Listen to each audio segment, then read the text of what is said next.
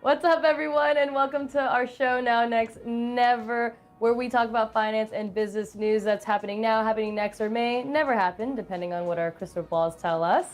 I'm your host, Nicole Casperson, and hanging out, as always, with my co-host, Alana Saparu and Zaid Admani. What is up, guys? It is Tuesday? Only Tuesday this week? I'm already lost. It's been a crazy week already. Zaid, what are we doing today?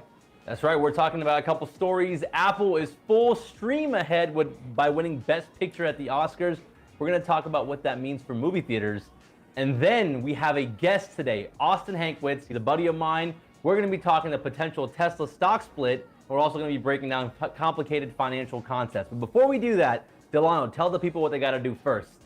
Zaid and Cole is up, and what's up to all of you that are watching. Before we get into all our wonderful and what it means for you and your money, do me a quick favor. Make sure you are liking our page. Make sure you subscribe to our page. And also make sure you hit the notification button so you know every time we're going live and diving into these topics. Because guess what? We're going to dive into topics right now.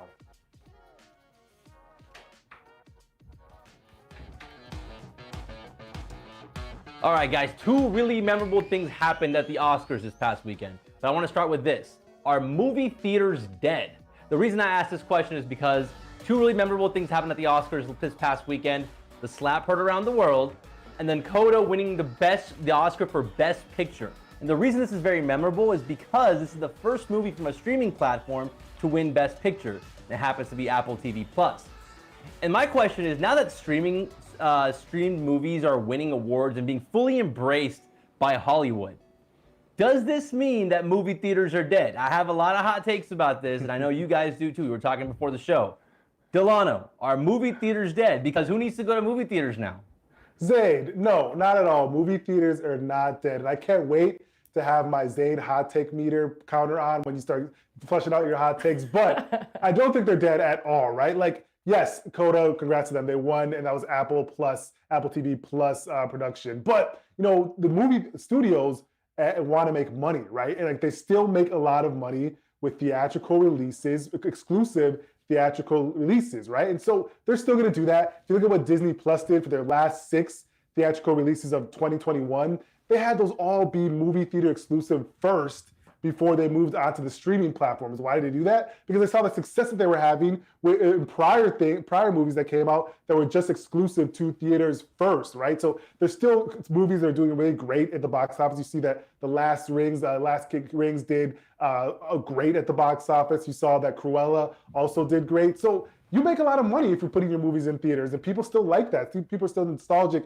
to the fact that they can go watch a movie, sit back, get the food, all right, recline in their chair, and not have to worry about cooking or doing the stuff that I hate doing, Zaid. I literally, Nicole, you're with me on this one. Maybe. I don't know if I'm as with you, Delano, as you might think, because I did look at some of the demographics here. And according to a study by Gallup, 61% of Americans have not attended a movie theater in the past year. And the numbers are down across boomers, Gen Zers, and millennials. So while I do agree that I don't think movie theaters are dead, I think what they're becoming is more of this novelty, right? Like that's what and if they're lucky, that's what they transition into. Obviously, studios have incentives to want theater releases, but ultimately, it's all about the consumer. It's all about their user experience. You know, I mean, Delano, you mentioned like the food. I mean, I guess so. Like at the end of the day, those foods are like really, really overpriced candies that you could go and get at like Walgreens and then hide in your purse and then bring it or whatever. So like, yeah. Like I've seen people bring like full on Chipotle to like a movie. I love it. I love those people. Those people give me energy. Anyway, we don't condone bad behaviors, but you know, sometimes people do that. So anyway, the point is that if movie studios could figure out a way, maybe to almost like consider a vertical integration with like theater chains, so that maybe they can kind of all put money together to create these like very almost like hyper niche, right? Like niche audiences are it right now. Like that hyper niche experience. Like imagine if like Disney Plus just like partnered up with like a whole theater chain and like made their movie theaters this like crazy Disney Plus movie experience. I don't know, like to me that is actually something that makes sense, almost like making it like theme park-esque to the movie theater. But that's like a whole Yeah, thing. that's their best case scenario, guys. Yeah. Look, you're movie theaters have people. Okay, let me just. I'm just trying to figure out what take I want to go with first.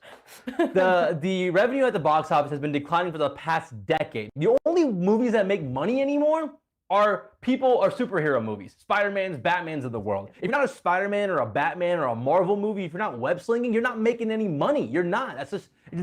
I think I saw recently that there was like an Indian movie, a Bollywood movie out in America that was making more money than some Hollywood movies are. It's just movie theaters are dead. The traditional model of going to the movies to watch a movie and paying $12 for a movie, that's not happening anymore. I haven't seen Batman yet. You know why? Because it's a 3-hour movie. I don't have the attention span for that. I'm gonna wait for it to come out on HBO Max when it comes out in late April, and when it comes out on late April, I can kind of watch it in 2 or 3 sittings because I don't have 3 hours to do that. I also have a 3-year-old. I'm not taking her to the movie theaters to watch Batman with me. The food, I'm not gonna pay $14 for a soggy taco at a movie theater joint. You getting soggy tacos at movie theaters? It's just whatever. Yeah, I'd rather sneak in a Chipotle burrito or something. It just, oh my gosh. To me, movie theaters, it just, the glory days are, I mean, they've already been dying. This is kind of the nail in the coffin. I think a lot of times we were seeing that these award ceremonies and like these Hollywood elites were like, no, we're not gonna like take you seriously if you don't get released into cinema. That's gone. It's done. It's over. You can Clearly. Apple just proved it. Yeah, clearly it's over. That's Netflix has been trying for years to win Best Picture. They've been nominated multiple times. Apple got nominated. They won. This is the watershed moment. It's not happening for these guys. And Nicole, I think you're right. The best case scenario is that they turn these movie theaters into like full-on entertainment complexes, kind of like a Dave & Buster's, right? You know, you throw in some go-karting in there, some bowling in there, some arcades. I don't know, like make it something fun. Maybe turn it all into a sports bar. Something like that could potentially save movie theaters. But I think, especially the younger generation, are not going to be going to movie theaters for like to watch a movie because again, no one actually has attention spans to watch a 2 or 3 hour movie anymore. I do like your take on like I'm someone that gets sleepy. Like I need fast-paced movies or else I'll knock out right away. Like the last movie I saw in theaters it was Dune. And I know it's like a popular movie, but I was out right immediately, like 20 minutes into. And so if I had been watching that on my couch instead, you're right, I could have made the decision, hey, you know what, clearly I'm not so into this movie. Why don't I change the channel or change it to, you know, something else? Whereas when you're in a theater, now I've paid all this money, I'm sitting in the theater, now I have to undergo like 3 hours worth of a movie that I'm falling asleep in and out of. So that's a good point too. Zayn, but we got to give Delano a little time to counter us. Zayn, I counted 4 or 5 hot takes. I love them.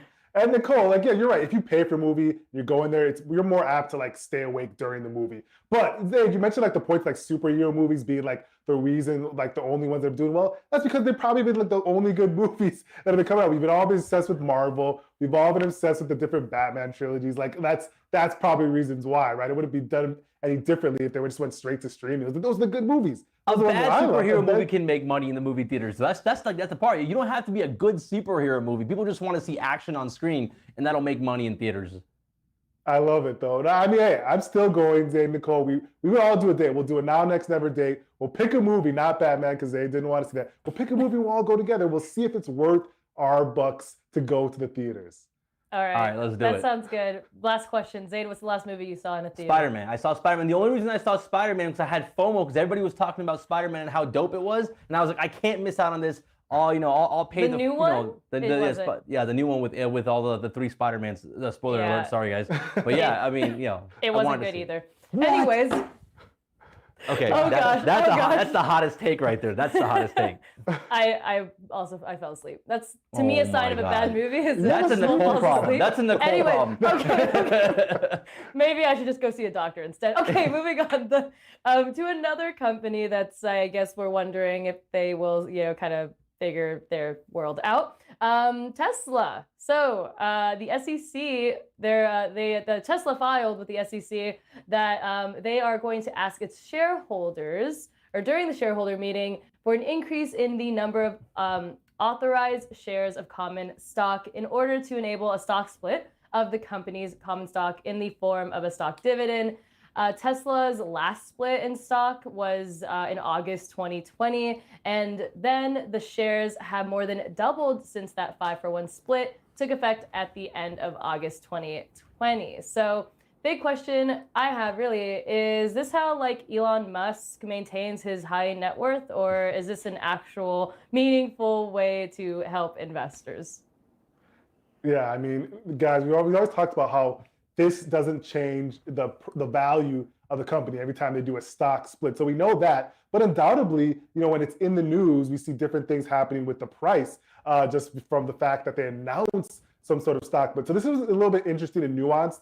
We won't get to the nuance of it, but obviously, as Nicole, you mentioned, they're doing a stock split, but it's actually more to allocate shares as a dividend for shareholders, right? And so they, I don't know, it always comes in the news. People talk about it. I just don't know really why it becomes big news every time, but it does. It happens to be big news, and I don't know why. Yeah, because stock splits tend to pump up the price, and we'll talk to our guest here in a second on why that happens. But yeah, I mean, who knows? I was hearing some theories that maybe Tesla is doing this to distract from like some issues that they're having with like their China plant going down because of COVID. Now that's kind of like far fetched, but hey, I don't know. But we'll talk more about specifics on like why Tesla might be doing the stock split just here in a second. Yeah, well, okay, so to help us out, figure out some answers to some burning questions that we have, I'd like to welcome Austin Hankwitz to the show. We are lucky to have him. He is a guest who was able to take his skills as a financial analyst and bring it to the public by talking about personal finance, crypto, and investing all on TikTok. So he is a friend of Zaid's, really. So yes, it is my pleasure to introduce Austin. Let me tell you the video I personally appreciate the most. The one about how Elon Musk has his net worth, because that for me was always I never understood it. I was like, how is this guy pulling this off? So that's why I made a joke at the top there. So thank you for educating me as well, and welcome to the show. Thanks for having me. This is a lot of fun. No, TikToker, full-time thing. I love making those videos. If it's about Elon's net worth, if it's about building your credit score, paying down debt, or investing for the stock market, we're all just trying to build wealth together. So why not do that on TikTok, right? Right. Yeah. Okay. Absolutely to that. For me, I'm going to kick it off. So the Tesla stock split, we were just talking about it. We have a ton of questions. Why, I guess we'll just start with why is this important to Tesla? Why do stock splits matter? Like, why are we even talking about this on the show right now? And I guess what's notable for investors? I hit you with a 3-part question, but yes. I love it. Good question. And before we hop into that, I've not seen a movie in a movie theater in a very long time. So let's go. Oh man, another. So what's happening, right? So essentially, a stock split, we all kind of understand. It's like you're getting a slice of this whole pizza, you're kind of slicing it up into different things. It's not fundamentally adding any value to the company, but more people now can own shares of a stock. And if we think about why that's happening, sure, on one side of the aisle, you have fractional shares, you have fractional investing. We've seen that with tons of online brokers. Shout out to eToro. I'm sure they offer that as well. But understandably, there's a lot of regulation around the world as it relates to investing in the stock market. And sometimes in different countries, wherever you are in the world, not everyone has access to fractional shares. And mustering up $1,000 to buy one share of Tesla stock could be a lot of money. For a lot of people, it is a lot of money for a lot of people, right? Which is why stock splits are happening. Amazon's a really good example of this as well, with the announcement of theirs, Google, all that fun stuff. And so how I'm sort of taking this is, Tesla's excited about where their future is going. And if you think about this in the terms of, a dividend to shareholders, as you guys know, there's a lot of really, really loving shareholders, right? They drive the Teslas, they got the Tesla t-shirts, they follow Elon Musk on Twitter, they love Tesla. And these folks, Elon being the guy he is, wants to reward them for that in the form of a dividend. And traditionally speaking, dividends are paid out in cash, right? That's just cash from the net earnings or net income, that is, and it's paid out that way. But Tesla doesn't want to give out cash. Tesla wants to reinvest that cash back into their business. They want to open new factories. They want to find the next supercar.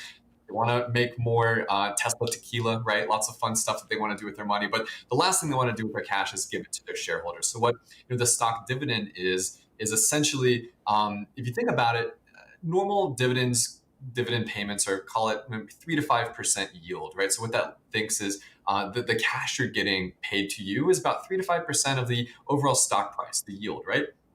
The dividend yield. And to think about a dividend yield of 3 to 5% for Tesla, you have to own $20, $30, $40,000 worth of Tesla stock to even get this, right? And let's not be, I'm not saying don't own that much Tesla stock, but I don't, right? I don't think a lot of people do. And so by offering a dividend, a stock dividend, and making that accessible now through a stock split, makes it so instead of owning tens of thousands of dollars, you just have to own a couple $1,000s, and you're still given this stock dividend. So it makes a lot of sense to me. A lot of people are excited about it. And last time this happened, over a 6-month period, the stock traded up 180%, which is pretty insane. Who knows what's going to happen in the future? But really cool stuff to learn about and nerd out about. As you guys see, I'm into this. Yeah, man. Hey, what's up, Austin? Thanks for joining the show, man. Just a quick little aside before we get started. I've known Austin for about 2 years now. I think we first reached out to each other like I think March or April of 2020. So it's been a journey. So I appreciate you coming on and you made your bed, which is awesome because I don't ever make mine. So you're setting an example for people for making their beds, which is great. And my question, kind of jumping on topic a little bit, is you have a huge following on TikTok. I love your TikToks, man. They're great, and you have a younger audience too. What do you tell young people today that are investing, but they're all about the crypto? They're all about the meme stocks, and they don't want to do like the IRAs and the Roth IRAs and the 401ks. I mean, I deal with this stuff all the time, especially like the 19, 20-year-olds. Like, what do you tell your audience and younger people about that are just so into these crypto and meme stock investing versus the traditional investing? What are like the pros and cons?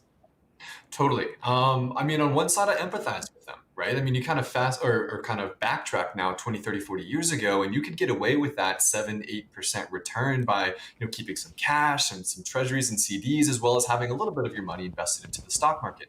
But now to have the same return going forward, the risk you have to take is so much higher. So I totally understand why they want to own the crypto, own the meme stocks, and be a part of something larger than themselves, right? Investing in the stock market for retirement is sometimes lonely and really boring. Yeah. You're also in the AMC ape, is that a thing? Ape something? Yeah.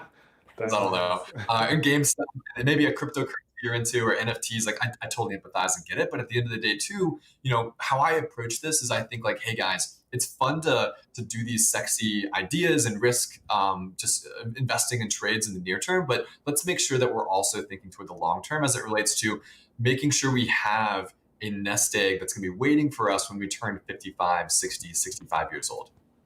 No, totally. There you go. Like, I think that's very important to kind of balance your short-term fun stuff investing with like the long-term stuff, right? Because like if you have your long-term stuff figured out, then you can kind of like mess around with the short-term stuff. Cover your bases, make sure you're good to go for the next 30, 40 years, and then have some fun with your money in the near term. There you go. That's well said. I have one more question for you. You seem to always have your finger on the pulse of what's going on in the markets and things like that. What are some up-and-coming industries that the people should be paying attention to? You don't have to give me specific stocks, don't get me in trouble, but like just like industries or sectors that you're kind of paying attention to right now. Totally. So the first one, and this is not even up and coming per se, but I think the pandemic really pushed this along, cloud computing, right? I'm not going to name the cool companies, but there's multi-trillion-dollar companies I'm sure you guys can figure out that are doing cloud computing that grew their revenue by more than 40%. Do they happen to have the three letters, right? Kind of something three letters. Yeah. And the other one is there's three really big ones I'm sure you can think about. But cloud computing, right? They all grew their revenue by more than 40% in the year of 2021, which is insane. You think about revenue growth for some of these tech companies, like that's par to them, and they're trillions of dollars. Like these are massive conglomerates, right? So cloud computing is one of them. The other one, in my opinion, now kind of in the near term, a lot of people have been talking about this, but it's cybersecurity. I mean, we had the pipeline kind of thing happen with the colonial pipeline, and now we've got all this stuff going on with Russia and Ukraine. All these cybersecurity threats, cyber warfare is a threat now. And there's a lot of really, really cool companies in this field that are crushing it. And I think as more and more of us move to digital, security is going to be a big deal. Yes, Austin. That's a great one. That's awesome. That's a great one. No one talks about cybersecurity enough, so I love Until that it's you too said late. that. Austin, It's too late. Austin, thank you for joining us. I'm a personal finance geek myself, and so when I was younger, that's like all the books I was reading was focused on personal finance, and a lot of the focus is on how to grow your wealth, how to do side hustles, how to do different things to increase wealth. But when you talk to like younger people, you're someone that knows the space really well. What is the number one or couple of mistakes you see younger people making when it comes to growing their personal wealth? Really good question. I think there's a couple, right? Two really come out to me. The first one is not starting. And I know everyone says like, oh, just start, just start. It's kind of cliche, but at the end of the day, I mean, I can't tell you how many DMs I've received from people who say, I'll start investing when I have that first 5,000 saved up or when I can buy that first share a Tesla stock, right? But I mean, there's no reason to have $5, $10, $15,000 set aside to start investing. You can start with $5, $10, $15. So number one, start investing. The second one, in my opinion, is thinking about debt as a tool to build wealth. And I know that sounds kind of like, hold on, what are you saying here? But contrary to popular belief, aka Dave Ramsey, debt isn't always bad, right? I'm in debt with my house and my mortgage. I live in Nashville, Tennessee. I was able to save up responsibly and have the whole, 25% of your income go toward your rent and housing, all that fun stuff. So very responsible about my debt and how I take on this debt. But because of that, my home has increased in value so much that it is positively impacted my net worth, tremendously over the last 3 years as the housing market has done well. And I think, kind of siloing people out of that sort of way to build wealth through debt in a responsible manner, right? I'm not saying go take out triple leveraged things on a stock or YOLO your options, right? I'm not saying that, but thinking about your credit score, thinking about leveraging debt in a responsible manner for the long term. I love that. I love that answer, especially on the debt side. People think of it in like two bifurcated ways. They're like, all debt is bad. Or like you mentioned, people go crazy. There is an in-between where it can definitely be used as a tool, especially for young people. Just the example you just gave. I think that's a great example for people to use how to responsibly use debt. I think that's a great answer, Austin. 100%. Wow. I have one more question for you. Okay, so like of all the, you probably get so many DMs and when it comes to like actual like content, what is maybe the thing you get the most like from your audience and what they want to hear more about?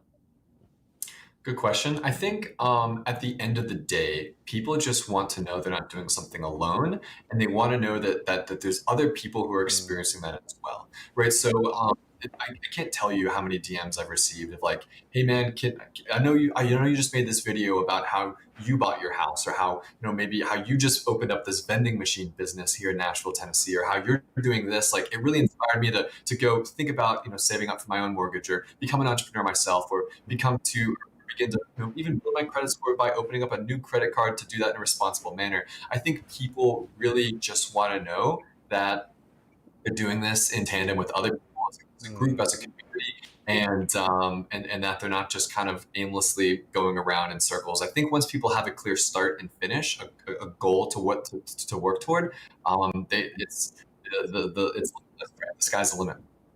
Yeah. That's a great answer. That makes sense. Community is all. Well, that was amazing. Thank you so much, Austin, for joining us. I love this. It's so much fun. Yeah, I know. Please come back, join us again. But yes, thank you again. And Zaid Delano, any parting words? Yes. Zaid, you want to say bye to your friend? Oh yeah. Follow me on TikTok at Austin. Yes. There you go. Check out. I'm actually hopping on LinkedIn a little bit here, so look me up on LinkedIn. Trying to get a little following over there. I think short form content's pretty fun. And then finally, I've got a newsletter, a Substack, where every Monday morning I break down what's happening during the week. If that's an IPO, if that's an earnings update, if that's an investor relations type report, or some sort of event happening with that. So just want to make sure everyone's educated and can make those educated decisions with their money on Monday morning. And then Sunday, I break down all that fun stuff. So I talk about what's happened from those earnings, or how the stock moved because of whatever happened. So check that out. Just type in Substack Austin Hankwitz. It's called Rate of Return. You should be able to find it. As someone who subscribes to all those things, his Substack, his TikTok, and LinkedIn, it's all fire content. Doing your thing, man. Keep educating the community and the audience. And yeah, I'm just excited to have you on today. Yeah, appreciate it, bro. Bye, Austin. Yes. Thanks, man. Yeah. Okay. So, ready for Now Next Never, guys? We are ready. Let's do it. Let's do it. Zaid, hit us with now. Happening right now. Things are getting spicy again in the stock and crypto markets. We're seeing a rally with the meme stocks, AMC, GME, all up 100+% over the past week or so. Bitcoin approaching 50K. I mean, things are popping off. Why is this happening? I don't know. Maybe you guys can shed some more lights. The people that are watching, leave me a comment on why this is happening. We're going to be talking about it throughout the week, so make sure you hit that subscribe button. and follow us as we talk more about everything popping off in the stock market. It's always fun to see like crypto and these meme stocks pumping. It's just fun to see. Yeah, it is fun to see. I love that, Zaid. What's happening next, Nicole and Zaid? The Buffalo Bills are going to receive $850 million from New York taxpayers to build a new stadium that's supposed to be ready to go in about 2026. The dollar amount is considered the largest public commitment for an NFL facility. So I just had a question. If you aren't a Bills fan, I'm a New York resident, but not a Bills fan. Do I have to help fit the bill for this? Like, this is crazy, no pun intended. But also, if you think about it, I had to look this up. The largest facility is the $5 billion SoFi building. That's for the SoFi Stadium, the Los Angeles Rams. I think the Chargers also play there. But that was privately funded by Stan Kroenke, which is interesting. So we have to talk more about this. This is coming up next. A lot of your teams might be building stadiums. We have to look into the budget, the fine print, to see if we're paying for it and how much. Zaid, Nicole, I want to know. I just want to know. Yeah, there's a lot of debate about like billionaires paying for their own stadiums. Hotly debated topic. Kroenke obviously, shelled out the $5 billion in LA, but I guess it just goes to show you the difference between a large market like LA, where Kroenke was able to do all that stuff, and a smaller market where Buffalo, where I guess the residents are footing the bill. So yeah, it's very, very interesting. Crazy. Well, another interesting story that I read about this morning is paying $5,000. This is a never for me, by the way, guys. Paying $5,000 a month for a one-bedroom apartment in New York City just to have your elevators not work in a high-rise building. Well, that is a reality for a lot of folks and residents living in Manhattan right now. The New York Times came out with their latest piece called High Rise Hell, which is covering the different Manhattan skyscrapers turned residential buildings. And as rent prices soar, residents are not being met with these basic amenities like working elevators. I can't imagine getting off, a long day of work and having to climb up like 40 flights of stairs. Ugh. That would just drive me completely nuts. I am happy here in DK. So. Imagine like grocery bags or whatever. And what's crazy is they're probably paying more money to like live on a higher floor. Yeah. And they have to climb 40, 50 flights of stairs. Oh my God. Yeah, no, I really can't imagine it. And for me, it's like, it's crazy to think that like they're not able to fix it. A lot of these, in the story, they talk about how like a lot of these outages have been happening since the fall, and they can happen for hours at a time. Like they'll be like, they won't like things can go out at 8 o'clock and then they won't work until like, the next day, it's just wild and crazy. And so, Manhattan's got to figure that one out. That is actually really crazy. I'm actually happy for all the, we talk about the production needs, the Manhattan, not hate, but the Manhattan ribbing that we do. I actually live in a great building that doesn't have those issues, because a little inconvenience like that, it's not a little inconvenience. Small inconvenience get to me, Nicole, but that's a big inconvenience that those people have to face. That's crazy. I mean, imagine living on like a 40th or 50th floor and you don't have and you can't go up and down stairs. Yeah. Like imagine you're literally stranded in your house. So that's why I wanted to talk about the story today, because it is just crazy. But New York Times did a good job on that piece. Hopefully we'll see some improvement there. But otherwise, that does it for our show today. Thank you so much to everyone tuning in. Thanks again to Austin, our guest, for joining us.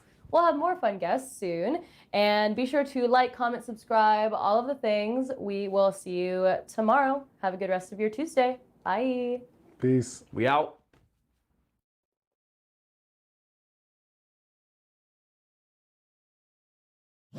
Remember to like and subscribe, and be sure to hit that notification bell. See you tomorrow.